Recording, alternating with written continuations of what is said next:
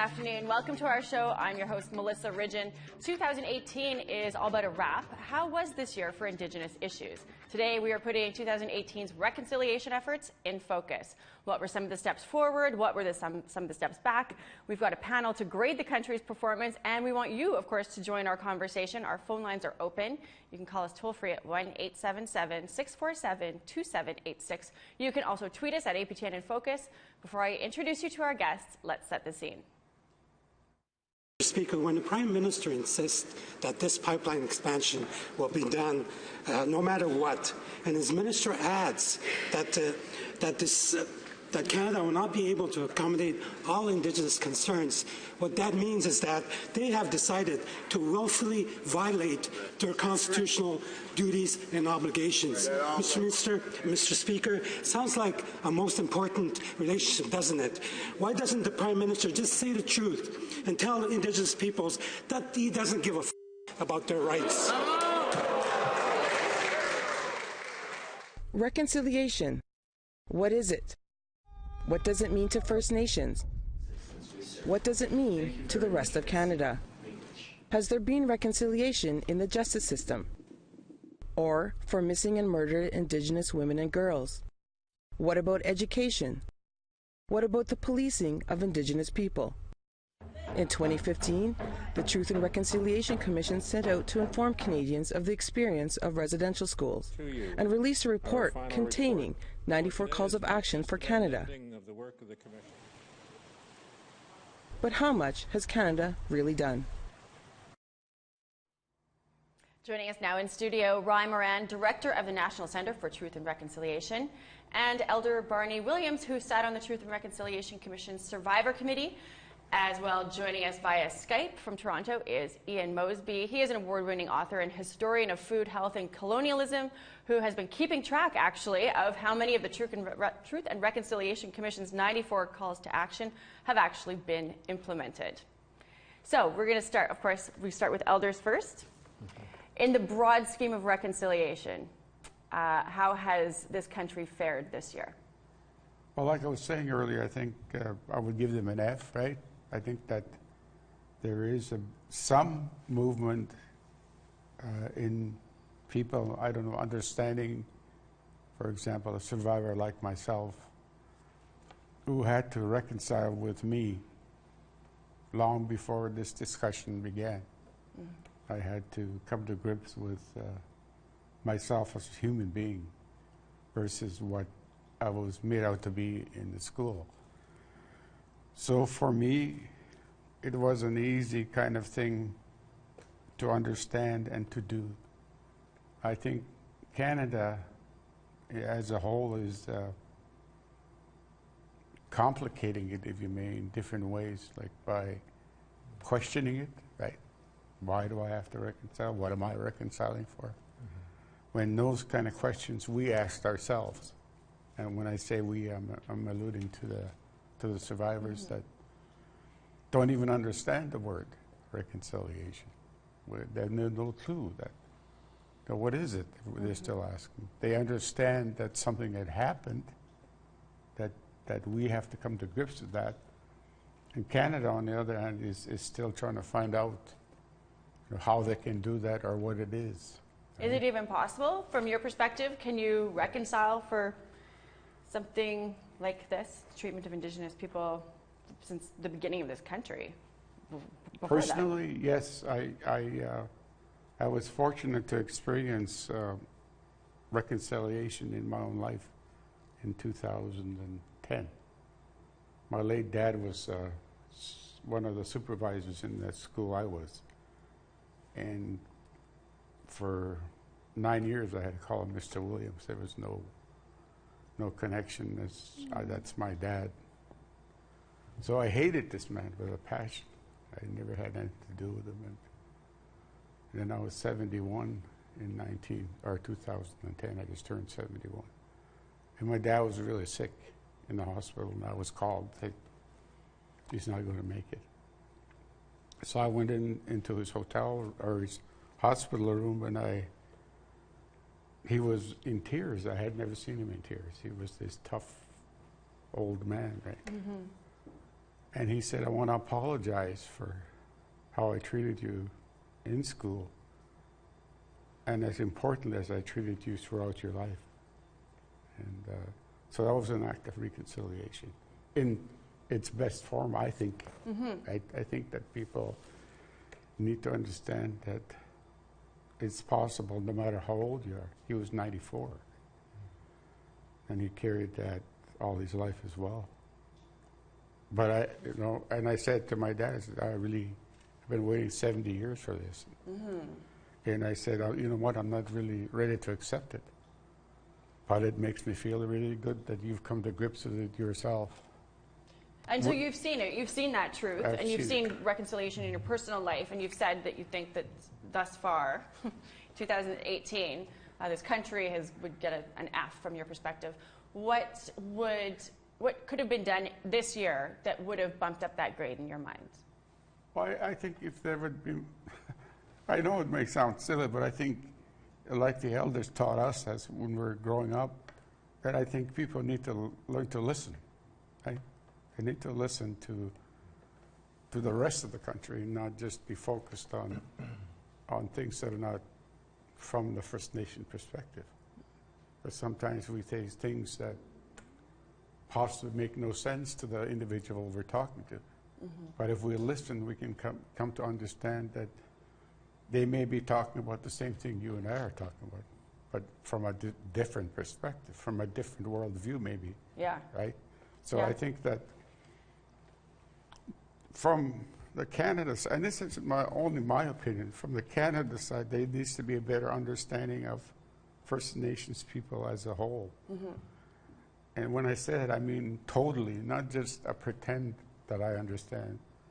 Oh yeah, I'm going to create this program so I can better understand. I'm not talking about that. I'm talking about engaging and being part of me, as an example. You know, what do I think? You know, this is the first time I've been asked this, right? I mean, how many other people feel like me? Right? I have my opinion too, and so do they. And I'm sure that if we were to go out there and to see those people, they would have something to say about it. And maybe even get really interested and ask more directly about this reconciliation that everybody's talking about. Because that's what I hear from the survivors I work with.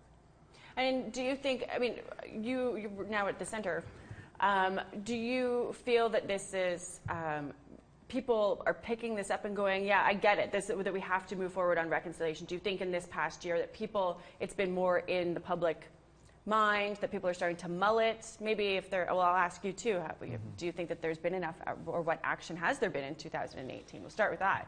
Yeah, I think there are a lot of actions broadly occurring across the country. But I firmly echo what Elder Williams has said here, is that a lot of people still don't really understand what we're talking about, what we're actually trying to reconcile. There's a very, very useful chart that I've found, actually.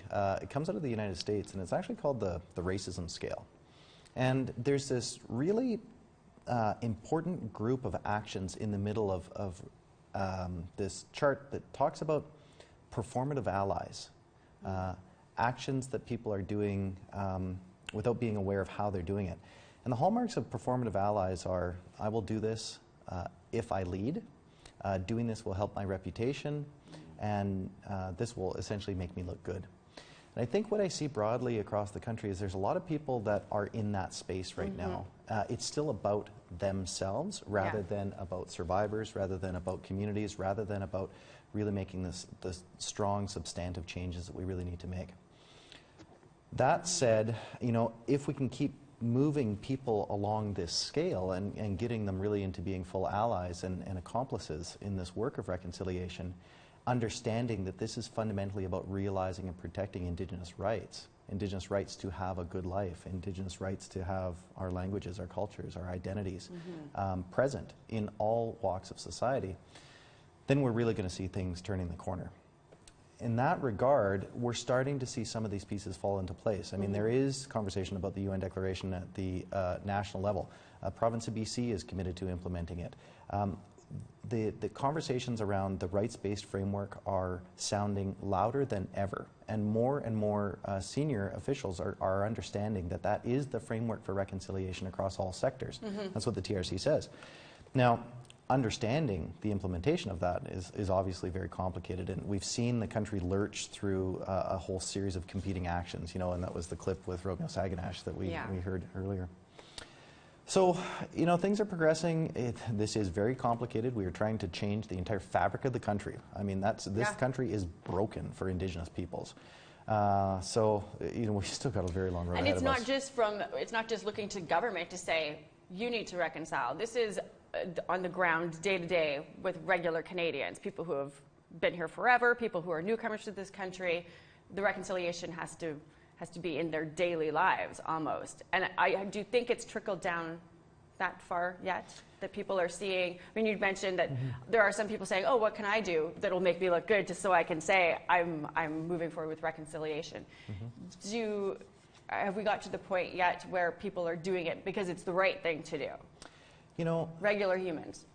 I think we're seeing that. We're also seeing countermeasures, right? So there's a whole spectrum of things that we're getting. So, I mean, on the one end of the spectrum, we saw the rollback of the Indigenous education work in the province of Ontario. I mean, that's horrific. I mean, we should not be seeing that in 2018. At the same time, though, you know, I was on a plane a little while ago. I was watching the fellow in front of me watch the film Indian Horse that's been produced. You know, that speaks of, you know, a very real experience of survivors in residential schools. It's very impactful, it's very powerful, it's very moving. And, you know, I thought, you know, he had lots of choice in terms of what to watch, but now we've got this really great film, and that's just one example of one of the incredible pieces that have been created in collaboration with or by Indigenous peoples, broadly informing the country of who we are, what our experiences are, and what has happened. So, you know, there's hope in the little things like that, because that person certainly got off the plane and certainly had an emotional experience and certainly now understands the history of this country in a totally different way. And that's happening in so many different places in this country. You know? So we have to take hope in that. We have to take faith in the general rise in understanding of who Indigenous peoples are and what our history is having impact.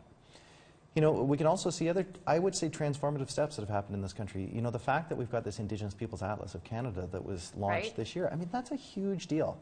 Now, we're 2018, right? Explain a little bit of what that is. Sure. We did a story on APTN News, but I'm not sure that everybody who's watching now necessarily watched that story to know about this Indigenous Atlas, but it's quite something if you want to.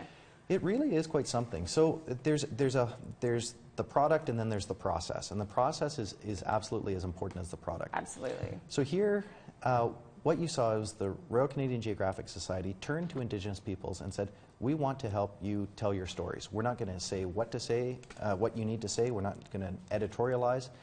Find your writers, find the stories that you want to tell it, and we're going to bundle this up and present it to the country for you. So that's First Nations, Inuit, Métis, and a volume on Truth and Reconciliation specifically. Yeah.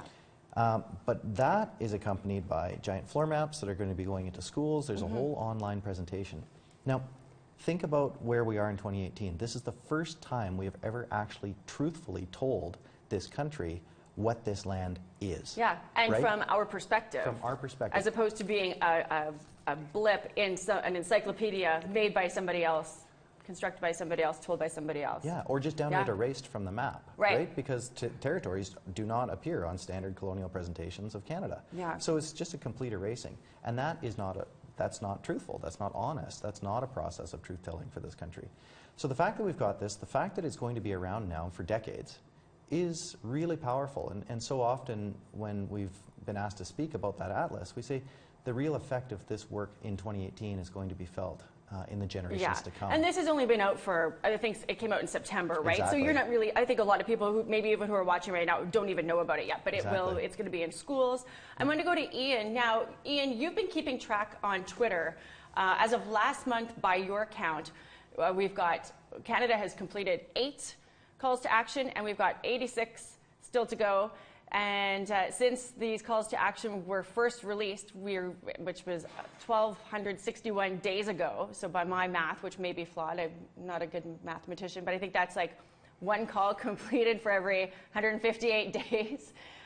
Ian, what made you start watching this, for one, and for two, you know, as an onlooker, Are we moving fast enough in this country? Well, you know, I started doing this because I was writing a paper for a conference on truth and reconciliation, and I just went online assuming that someone was keeping track, that there was going to be some repository online where, you know, I would find this information. And when I went looking, you know, a year after the TRC had issued its final reports, there was nothing.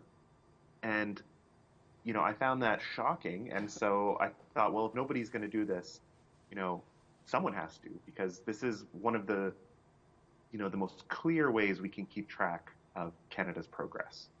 And, you know, since then I've done it 3 times. And, you know, this year was really disheartening. You know, the fact that it's only 8 calls to action that have been completed. What are the 8?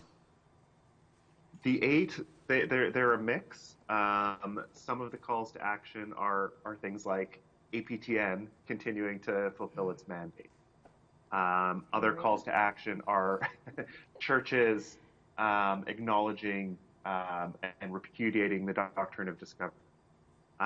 You know, many of the ones that have been completed are ones that are rather simple to complete, I would say. Well, and pre-existed, right? So yes. if you can look at the list and say, oh, we check off 8 of them because we've already been doing that, can we really even say there was progress, I guess, in 2018?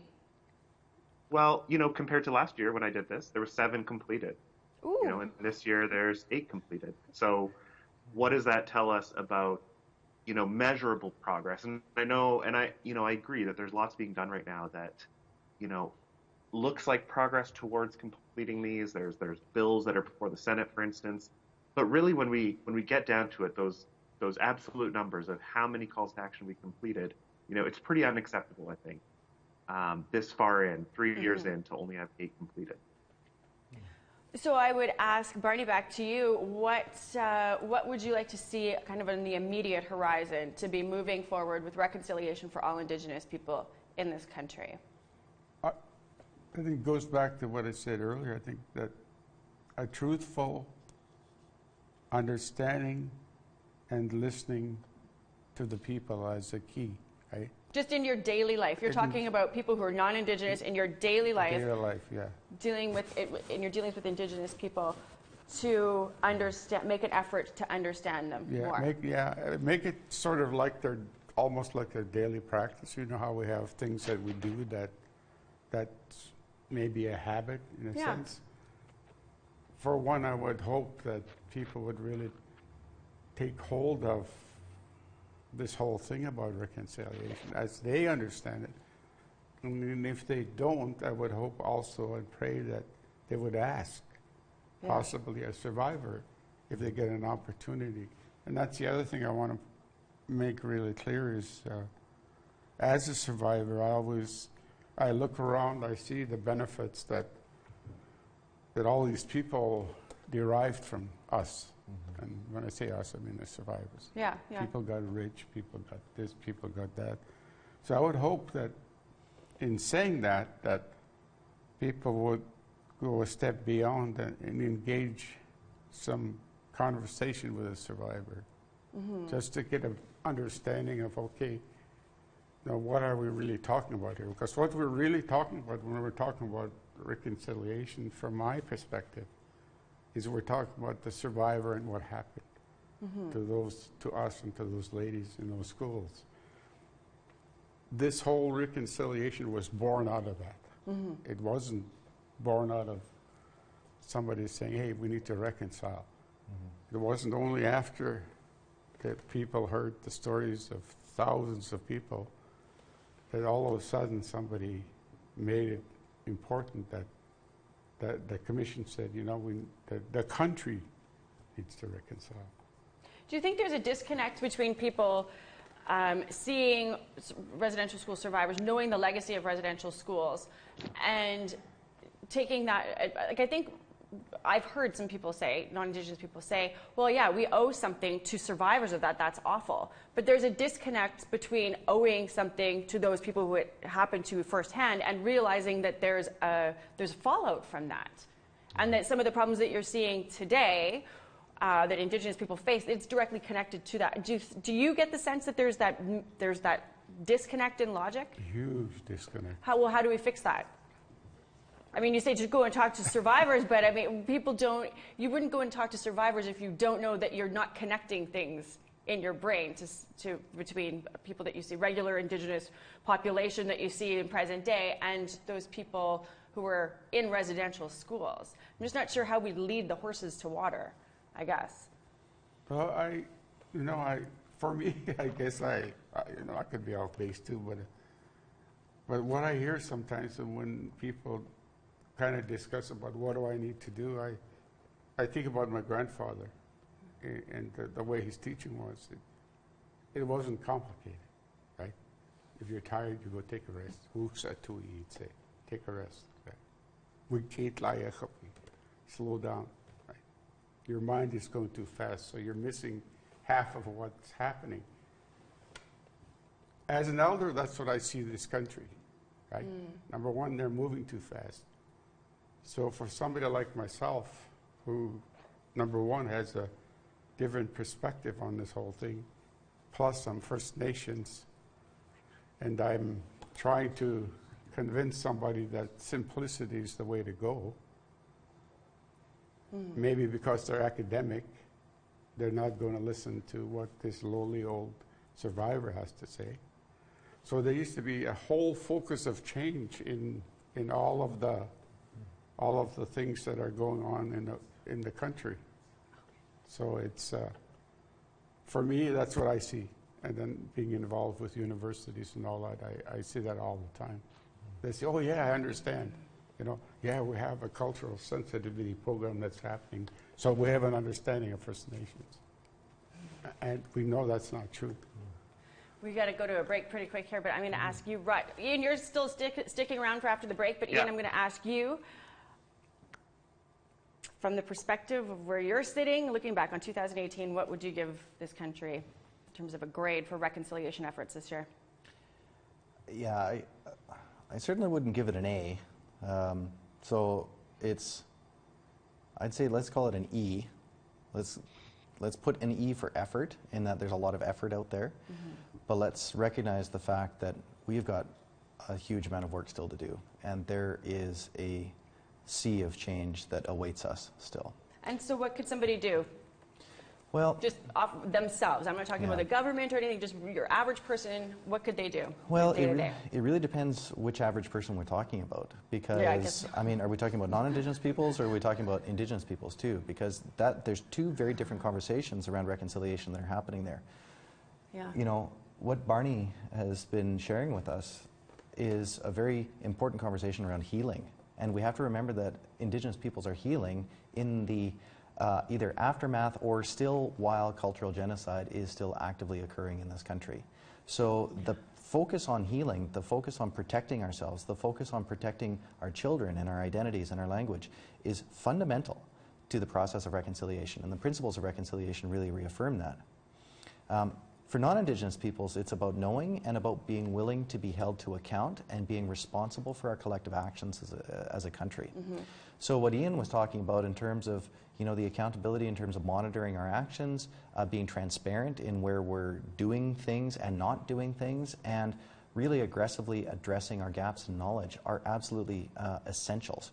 So people need to learn more. They need to listen more. They need to listen not with their heads, but with their hearts, right? I like that. And we have to start with the very basic understanding that this is Indigenous land, period. Yeah. We have to start from that perspective in everything that we do, and recognize that the country now that we're trying to reconcile with has very, very shaky origins. So we always have to start from that perspective that this is Indigenous land. Indigenous cultures are essential for this country to realize really, truly who it is. And we have to unravel the displacement of that in our textbooks, in our government structures, in our schools, in our healthcare systems, basically in everything that we do. So we've got an F from Barney. We've got an E for effort from Rye. Thank you guys both for joining us. Thank you. We got to go to a break, but stick around. When we come back, we've got two new guests who are going to join me in studio. We still have Ian Mosby, who's joining us from Toronto via Skype. We're going to continue to break down topic by topic now how this country has done in terms of reconciliation this year, and we'll hear from a couple callers. Stay with us. Thank you, guys. Join our conversation now. You can call in toll-free at 1-877-647-2786. Like and watch us live on the APTN News Facebook page. Follow and tweet us at APTN InFocus, and send your thoughts in an email to infocus@aptn.ca.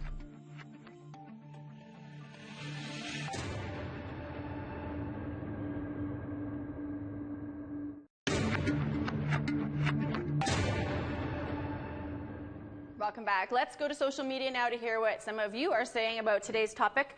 We asked, what does reconciliation mean to you? We heard from Gus. It's a big BS catchphrase. Make a few jobs, have a few gatherings, reconcile a few $1 trillion, and just to start with, and get out. Jennifer, what did Jennifer have to say? Returning the control of the land, resources, profits from resources, language, governance, and culture back to Indigenous people. That's what reconciliation means to Jennifer. Gregory, I don't know. I have yet to see any reconciliation on the part of the government or settlers. It's just more methods of assimilation. And Patricia, steps back in terms of reconciliation would be their continued taking of lands, fish farms, our kids taken, MMIW, etc. You can't have reconciliation if the behavior they're apologizing for keeps happening. If you would like to add your opinion to our topic today, here's how. Join our conversation now. You can call in toll-free at 1-877-647-2786. Like and watch us live on the APTN News Facebook page. Follow and tweet us at APTN InFocus, and send your thoughts in an email to infocus@aptn.ca.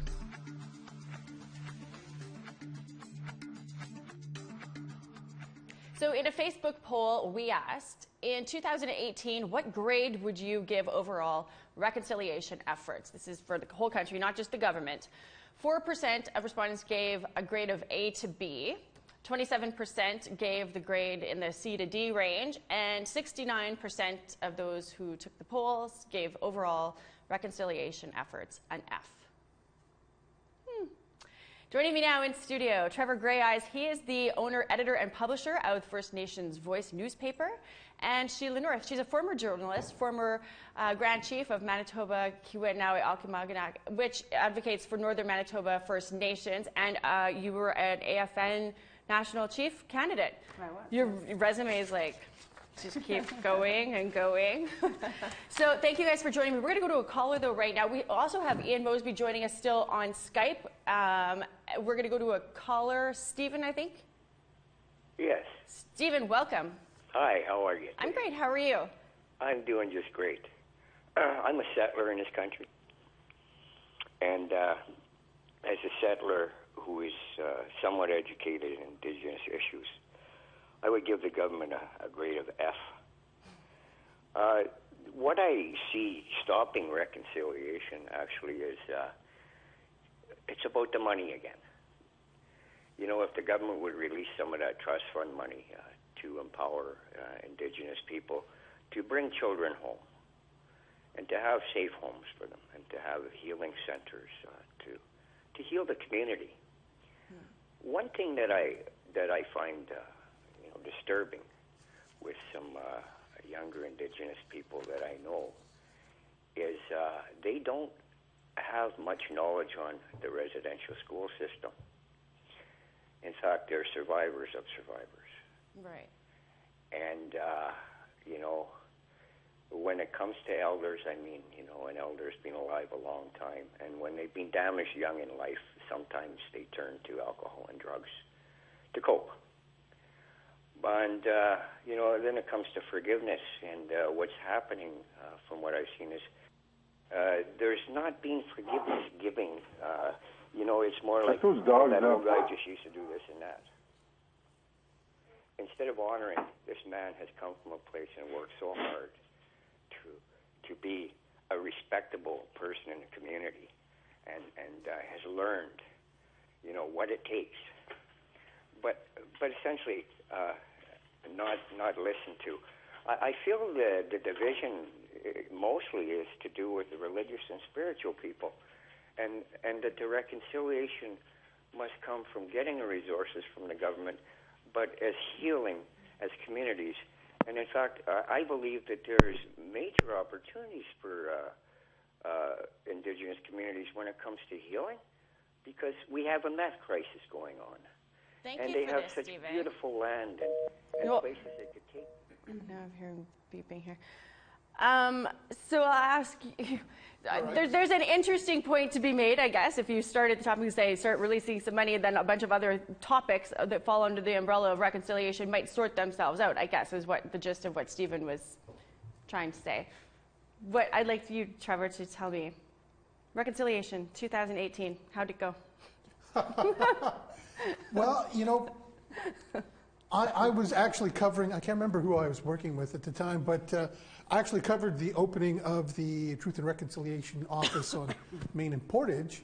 And I remember, I'm not going to say his name because he's retired from politics now, but he was the deputy mayor. And so he comes, it's his chance to speak with a bunch of dignitaries there. He comes out and he looks at everybody and he says, well, I don't know much about history. I don't know much about residential schools. But if this means you people are finally going to get over it, I'm all for it. You know, which kind of left me kind of shocked. Thanks. But, Thanks but, for but that. then, How you know, do you even respond? after the report came out, I read something with now Senator Sinclair, and he was saying that he thought it would take more than a generation. And at the time I was thinking, a generation? But then as we've proceeded through this, I can see where he's coming from, that right now we're still in the discussion phase, you know. I don't think we're really in an action phase yet. Sheila, how do you think we're doing? 2018, how have we been moving? I think we're just barely scratching the surface of what reconciliation means, and we're, as Trevor says, I think we're just starting the discussion, and some of us are still getting comfortable to discuss it in public even, and so I think there's still a long way to go, and there's going to be generations. It'll be the younger kids, our little babies that are 1, 2, 3 years old. Those are the greatest hope. I think that's where we'll see change when they're 18 and 19 and becoming adults. And I think that's where all of us, all the Indigenous and non-Indigenous kids, that's where I see the biggest hope if we keep on this path of being open and transparent and talking about our issues together as a nation and together as a people, because we do have a lot of things that we have to work out to internally as Indigenous people. Yeah. As Canada starts to look internally as well, we have and a lot to do. Barney had said that too. Barney talked about exactly that, or Rye had mentioned it. It depends on who you're talking to, because Indigenous people have a lot of things within that umbrella to still sort through, and then there's the non-Indigenous pot of people to sort through too. Ian has been keeping track of how calls to action have been implemented. Ian, as a casual observer again, how have you've looked at this year, and you've in addition to the calls to action and which ones have been moving forward and not, and we've discussed in the previous block that it's kind of slow moving, but maybe it needs to be.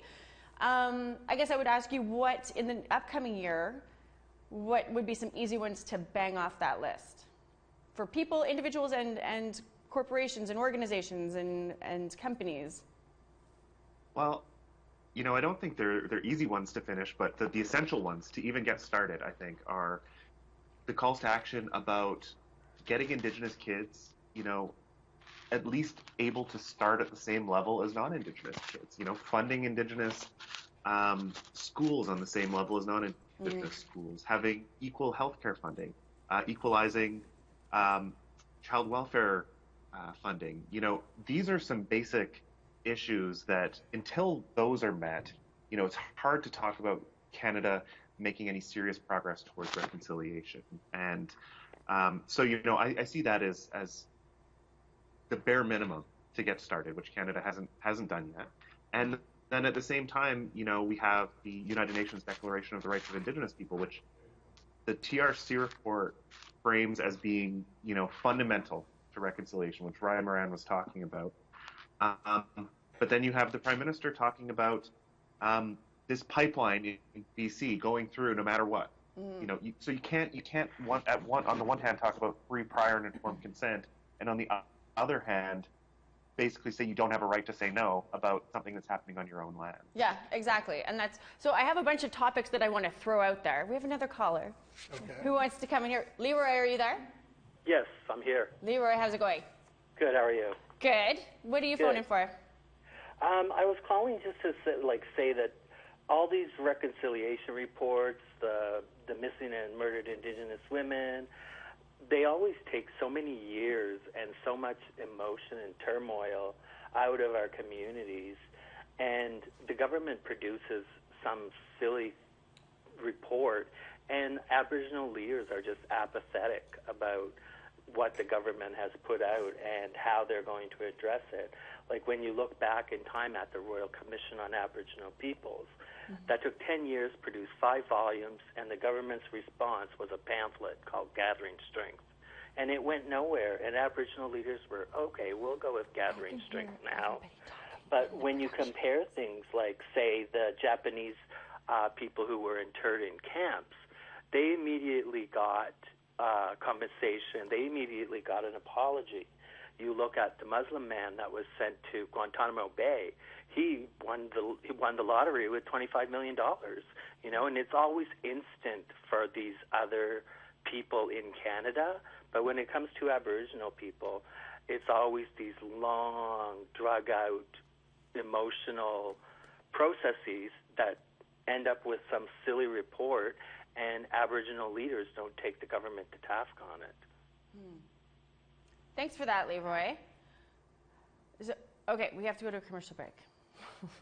Time is flying by. We're coming back, and we're going to hit some topics because I want to ask each of my guests here what are the steps forward and what are the steps back that they've seen so far in 2018. Stay with us. We're coming back.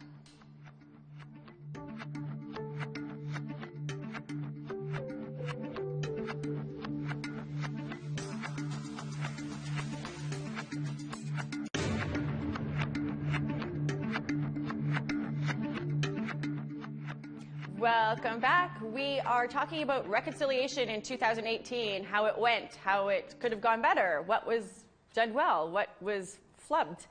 We're going to ask Trevor Grey Eyes first.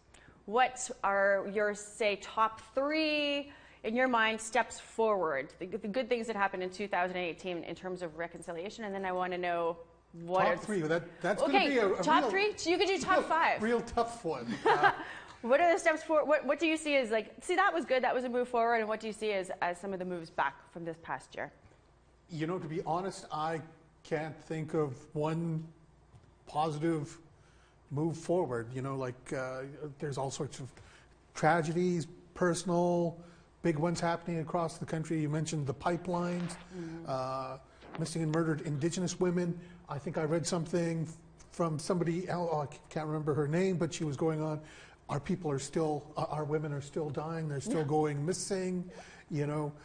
There's all sorts of kind of economic disparities in the society alone, you know. So what are some of the, well, you know, if you want to, you know, maybe a plug for you guys as well, APTN, you know, I think that's something positive as well, because you are getting the word out there. Because if you take a look at the saturation in the mainstream, you have like the National Post, you have things like the Globe and Mail, you know, even like CTV, the mainstream ones, there's very little Indigenous content, little Indigenous involvement there, and everything comes through the filter of the settlers. So APTN, social media, I would have to say, is another thing, because you could see that with the Idle No More and through other things that are happening. There's young people, they really are tending to group and congregate around, you know, social media.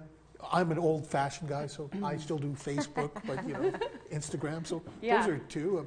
So that's good. I mean, the people, even that this is the increased awareness and that people are chatting about it on social media. Yeah, but at the same time, too, though, you know, I told you about that deputy mayor and owning a paper like I do, I still get calls from people who will like phone me up and they'll I have a question, but it's not really a question. They want to make a comment, so they'll say, yeah, with all these missing and murdered Native women, isn't it because mostly Native men are killing the Native women, sort of thing, you know? So there's such a level of ignorance in the society. And I love how it's framed. Like, I just have this question. I actually want to phone you and tell you that.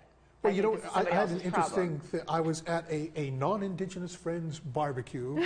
You have a non-Indigenous friend. I have non-Indigenous friends too. How could I? I love that. But I can't be racist. I have an Indigenous friend. But then he's got some non-Indigenous. He comes up to me and he says, "I know who you are. I want to talk about, you know, Aboriginal issues." And I'm like thinking, oh, usually they don't want to talk. They want to tell you their ideas. So he starts off with his preamble. Oh, I always vote Conservative.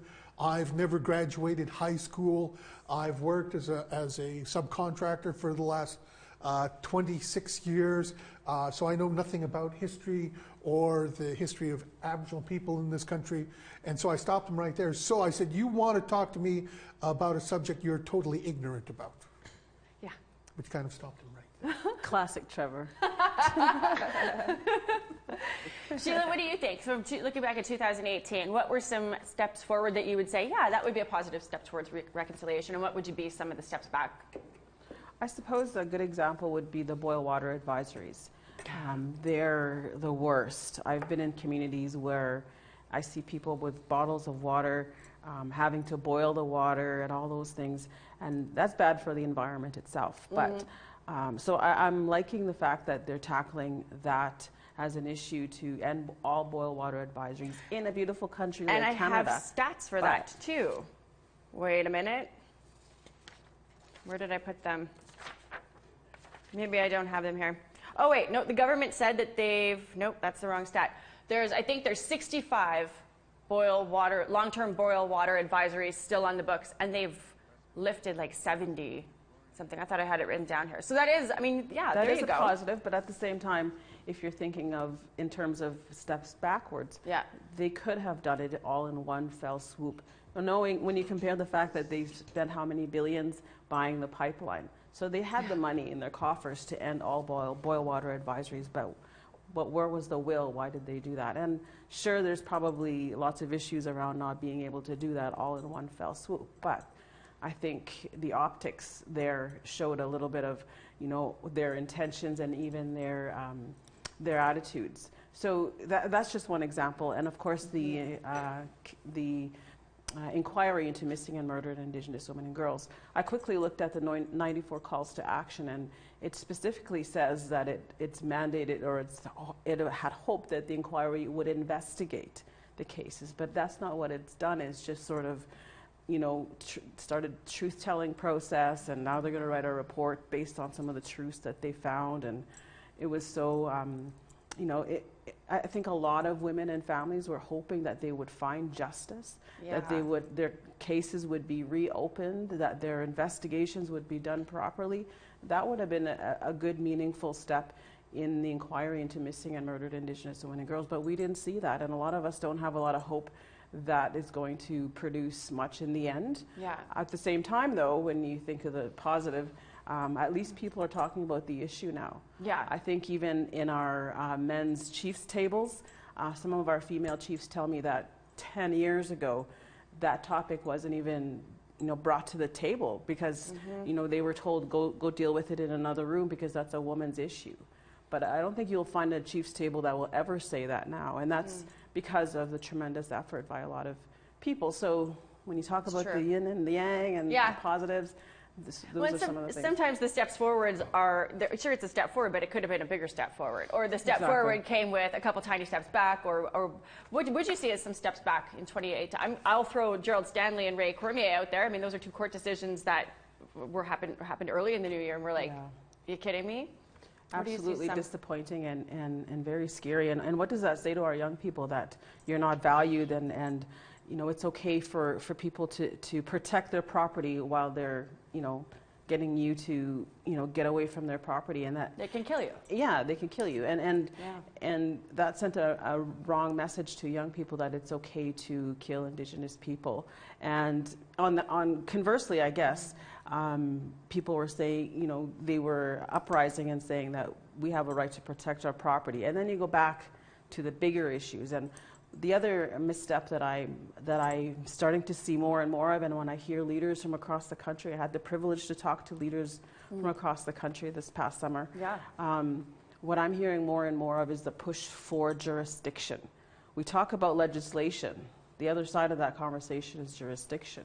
And if we really, really want to see change, we have to allow us as Indigenous people to, not allow, but we want that jurisdiction back. Or the child welfare rates are going up, all the other disparaging rates of poverty and illnesses and sicknesses, they still incrementally are still going up. Yeah. And that has a lot to do with, ourselves as Indigenous people not having the ability or even the wherewithal, I mean, the finances and the resources to take care of ourselves. And that's where the conversation needs to go. It's kind of jarring when you hear some leadership pushing for jurisdiction, and then you hear the other side of legislation, which is basically almost the opposite thing. Yeah. When you're asking for, better outcomes, then we have the ability to take care of ourselves, and I think we have to do that now. We have, I was going to bring up the CFS thing, but we have a couple callers. Who do we have? This is Leroy? Vern. Vern, are you there? There's no Vern? Vern? All right, Vern, are you there? Oh, okay, we're moving on. So let's do justice. We've got, hang on, we'll go to Andy. Andy, are you there?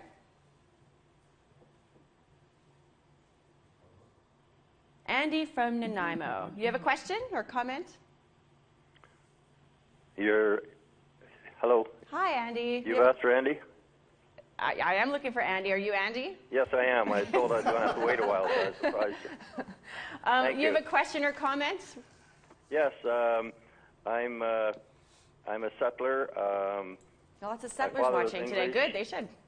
My father was English, and I am horrified at the colonial attitude, which my father, who was an Anglican minister, never talked about in all of his ministry. I spent 2 years of my life on a First Nations reserve on the outskirts of Sarcee Reserve, Calgary area.